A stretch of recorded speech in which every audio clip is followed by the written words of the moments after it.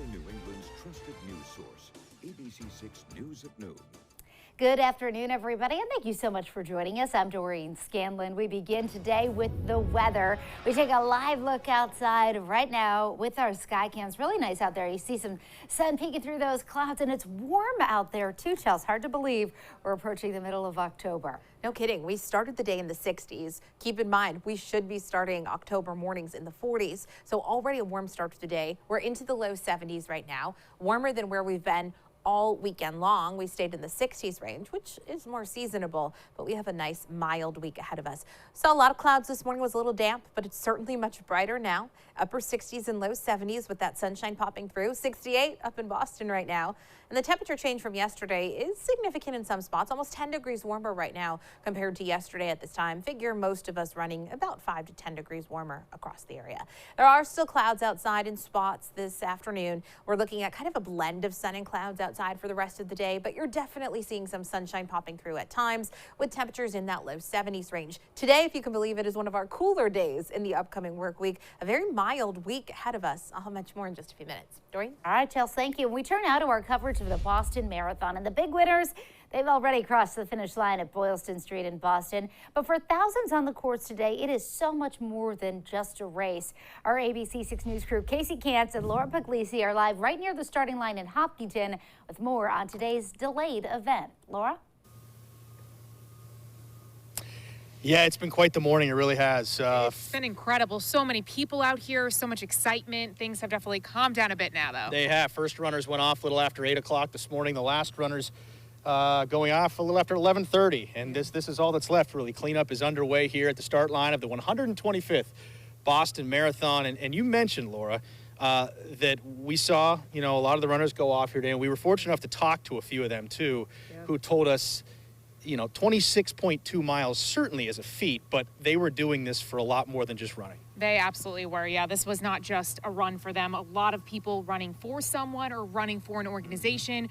We spoke to a nurse who was running for the Healthcare Heroes Fund. She was also running in honor of her patients herself. We spoke to an Afghanistan veteran who was running in honor of the 13 service members who died back in August and the Braintree Police K-9 who died back in June. So a lot of excitement there, but also honoring those who have lost so many and so much. These are all patients that have either, passed away or in honor of them. So, yeah, it's pretty cool. So I'll wear this and kind of do both runs all together. Definitely, they'll be on my mind the whole time. I'm an Afghanistan veteran and I work in law enforcement, so it's those two things sit home with me. So it'll be good to do it for those causes and those families along the way. So. Yeah, certainly. And many of you probably are also familiar with Team Hoyt. The Hoyt's son, Rick, his father, Dick, were staples of this marathon, running it over 30 times. However, sadly, Dick passed away this past March, and Rick announced recently he'd be retiring and not taking part this year. But a group of 16 runners are carrying on the Hoyt name as members of Team Hoyt, and we caught up with one of those runners this morning who says today has extra meaning to him. I pushed my mom in many Team Hoyt races. She passed this summer, so it's an appropriate year to do it. I've done it a couple of times, but this year is particularly special to run for such a great organization and for a good cause. So hoping Mom will push me from above today. Just amazing catching up with all of them this morning. Like I said, 26.2 miles is just absolutely incredible, unfathomable for many of us. Yeah. But then you listen to their stories, just a few, too, of the thousands of runners here today. It really does carry extra meaning. It does. I mean, 26.2, I don't know how they do it, but they are beginning to get to the finish line there. They're wrapping things up. Yep. It's an exciting time over there in Boston as well. Yep, first couple finishers already coming in. Unfortunately, for legal reasons, we cannot show you the video. But a perfect opportunity, I would say, to go get the ABC6 News app. Check us out online, too. Yeah, and we'll be showing it on ABC6 first at 4, so definitely tune in later to see all of the video and all the highlights from the race today. For now, cleanup here underway, things wrapping up, and people heading home over here in Hopkinton. Been a lot of fun, Laura. Yeah, it sure has. Cheers for Laura Puglisi. I'm Casey Cantz. Thanks for watching, guys. Back to you in the studio. All right, guys, thanks. Great job today. We appreciate it. And the marathon, believe it or not, is just the start of such a busy Boston sports day. An exciting win for the Red Sox in 13 innings last night, and that sets up a possible clincher today in Game 4.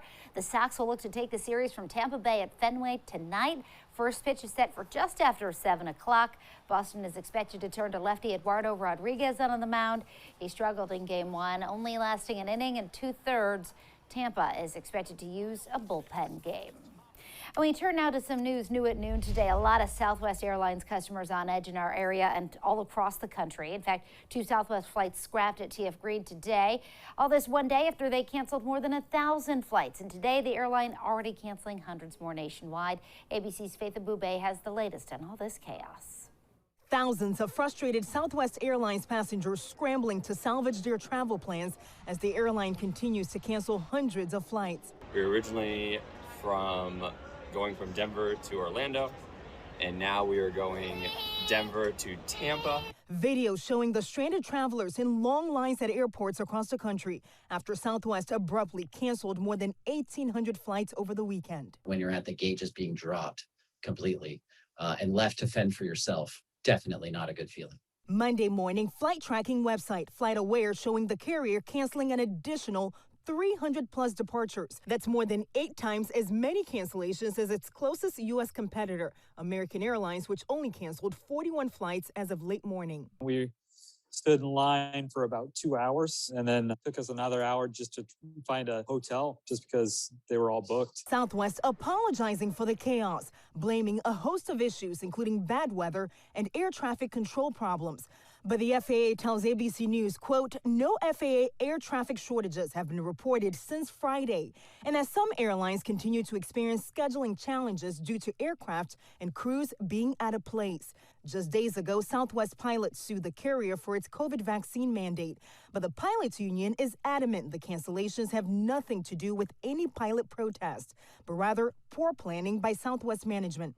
Meanwhile, as the travel troubles continue, Fabricia Amara's 14-year-old daughter's canceled flight now means she won't make it in time for her neurosurgeon appointment. This is a neurosurgeon that just opened and told me, you gotta be here, because otherwise just next year. In addition to the cancellations, Southwest is also experiencing widespread delays. As of this morning, FlightAware is showing more than 500 delayed Southwest flights. In Washington, Faith Abube, ABC News. And checking in on today's headlines, Providence police are investigating shots fired in a city neighborhood. It happened Sunday afternoon in the 100 block of Carlton Street. Police tell ABC6 News they collected several shell casings at the scene. They were also gathering evidence and interviewing witnesses. No details on any suspects at this time. And a woman who claims she found a child wandering alone near 95 in Pawtucket is now facing charges herself for filing a false police report. Pawtucket police got a report that Daniela Pereza-Lemus found a child yesterday morning. They say it was false, and they believe she made up the story because she didn't want to babysit the child. The child was actually at home and taken to Hasbro Children's Hospital to be checked out per protocol. And 2 men are due in court tomorrow, set to be arraigned after a protest at Governor McKee's home on Friday. Police arresting 32-year-old Tyler Bonin of East Providence and 38-year-old Joshua Josephs of Woonsocket. Police charging both men with disorderly conduct, obstruction, and resisting arrest. Governor McKee telling ABC6 News he supports peaceful protests, but he says Friday night's demonstration outside his Cumberland home got way out of hand. And the RESPCA is closing temporarily due to an illness at the shelter. They'll be closed for the next 10 days for adoptions due to zoonotic illnesses and precautionary quarantine purposes. We're told they'll be open to the public for applications and other services. People with approved applications for animals will receive a rain check for promotional pricing. The Rhode Island Secretary of State's office reminding voters tomorrow's the deadline for mail ballots in 4 races. Mail ballot applications must be turned in by 4 o'clock tomorrow for the Pawtucket City Council race, the Central Falls special election, General Assembly District 3 special election, and Portsmouth special referendum election. Vote.ri.gov has those applications. And Federal Hill celebrates the return of the 29th annual Columbus Day Festival. The festival running from Dean to Sutton Street along Atwells Avenue. On Sunday, Federal Hill celebrated with a parade. Today is the last day of the festival. Still to come here on ABC6 News at noon, a pill that promises to help the U.S. transition into an endemic phase of COVID, the timeline on approval for Merck's antiviral, and the big move the company made today.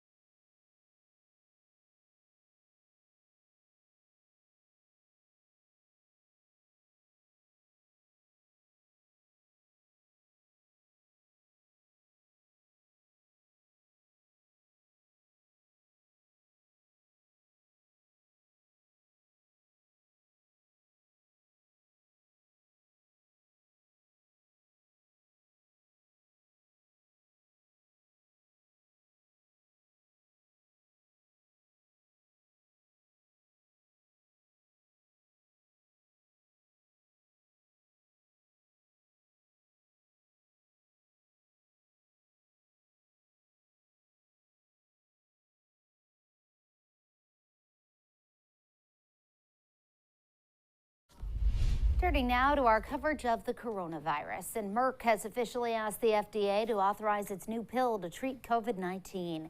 The antiviral drug would represent a significant new option to treat coronavirus patients. Merck will ask the FDA for emergency use authorization in adult patients with mild to moderate COVID-19. The company says its pill cut hospitalizations and deaths by half in a trial.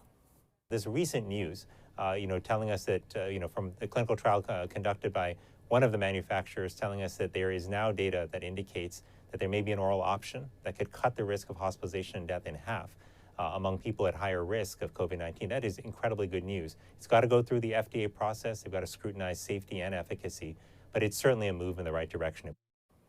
The clinical trial studied 4 pills taken at home every 12 hours for 5 days. And if you happen to need a COVID test today in Rhode Island, be aware of some schedule changes due to the holiday. The Department of Health says the East Bay Community Access sites in Newport, Riverside, and Warren are closed today. The Thunder Mist Health Center site in Woonsocket is closed as well. But all other state-run test locations are open today. Coming up, unbelievable images coming out of La Palma. Blocks of lava the size of buildings there after a volcano eruption. Plus, Chelsea has a look at your full 7-day forecast. We'll be right back.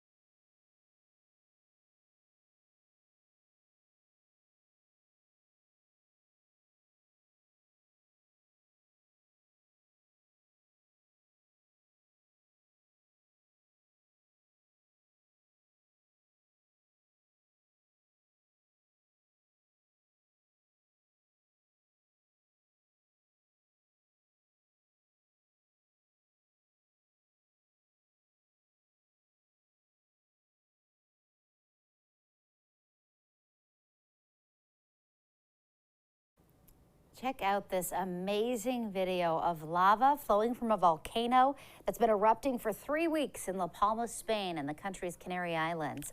Blocks of lava as large as 3-story buildings rolled down a hillside yesterday after a 21 seismic tremor shook the island. So far, almost 1,200 buildings have been destroyed, and lava has engulfed more than 1,200 acres. 6,000 of the island's 83,000 residents have been evacuated from their homes. And now, your ABC6 Storm Tracker weather with meteorologist Chelsea Priest. Well, we're much brighter outside this afternoon compared to early this morning. We're warming up as well, but the ocean over Block Island a little bit angry right now. Not too many people still getting in the water. We do have a moderate rip risk today with a system offshore creating some big waves and dangerous rip currents. It's a little bit breezy too, especially along the coastline and out over the island. Sustained winds about 10 to 15 miles per hour for most of us, but up to a 20 mile per hour sustained wind for Martha's Vineyard. Some gusts over 20 miles per hour at times along the coastline, mainly coming in from the northeast at the moment. Temperature-wise, we're in the upper 60s and low 70s. The average high for this time of year is about 67 degrees. We're running warmer than where we were yesterday at this time and above average. This is also just the start. Typically, our morning temperature should be in the 40s and afternoon highs should be in the 60s. We started today in the 60s, and over the course of the upcoming days, those overnight lows will be staying in the 50s. And afternoon highs are going to be staying in the 70s. In fact, today is one of our cooler days in the upcoming forecast. 71 for a high. Basically where we're at right now is where we're going to kind of hold steady. Tomorrow still in the low 70s, a few degrees above average. But look what happens later this week. Mid to even upper 70s for Thursday and Friday. We're looking at temperatures more than 10 degrees above average. Again, nothing extreme, but certainly mild for the middle part of October, especially when you consider the actual seasonal averages and where we typically would be this time of year. Satellite radar image is quiet right now. We have a break in the cloud coverage, but there are some thicker clouds showing up to our north right now. So we're kind of going to go back and forth between partly mostly sunny conditions for the rest of the afternoon. There's a little system passing up to our north, a system offshore as well. So we're kind of wedged between these two areas of some clouds and some sunshine, and we continue to see kind of a blend of sun and clouds for the coming days. I don't have much rain in this entire work week forecast. Hour by hour again today, partly to mostly sunny. You have that system passing to our north, bringing some clouds. Overnight, though, will clear out. There may be some patchy fog tomorrow morning. And tomorrow we end up with a partly sunny day, temperatures in the low 70s. At times, some clouds coming through, at times brighter sunshine. Partly sunny. We head into Tuesday night and into Wednesday morning. We're clear again. A little bit of patchy fog with those mild overnight temperatures and sunshine expected for most of the day on Wednesday as temperatures make it into the mid 70s, almost 10 degrees above average. Quick update on the tropics. There are two areas that the National Hurricane Center is watching right now. There was a third this morning, but that is no longer any sort of a risk. You're looking at an area to the northern part of the southern Bahamas right now, and then off to the Windward Islands to the east of that. Both of these low risks right now, but we'll continue to keep you updated and keep tracking these areas of low risk that the National Hurricane Center watching, and we still have a ways to go for hurricane season. Low 70s outside today. We've gotten rid of the morning clouds. It's brighter this afternoon. We're partly cloudy and mild overnight with temperatures staying in the mid 50s range, and then tomorrow another partly sunny day, temperatures in the low 70s. That breeze starts to come in from the southeast. Temperatures will continue to climb for Wednesday, Thursday, and Friday, mid to even upper 70s in spots. We do have a cold front approaching this weekend. We're still mild on Saturday with late afternoon and evening rain showers developing, continuing overnight into early Sunday, but breezy too along that cold front. Beyond this 7-day, that's when we'll start to see some cooler temperatures settling in. Doreen? All right, Chelsea, thank you. Still to come, a famous fashion designer revealing his severe burn injury 1 year later. Why he's coming forward now.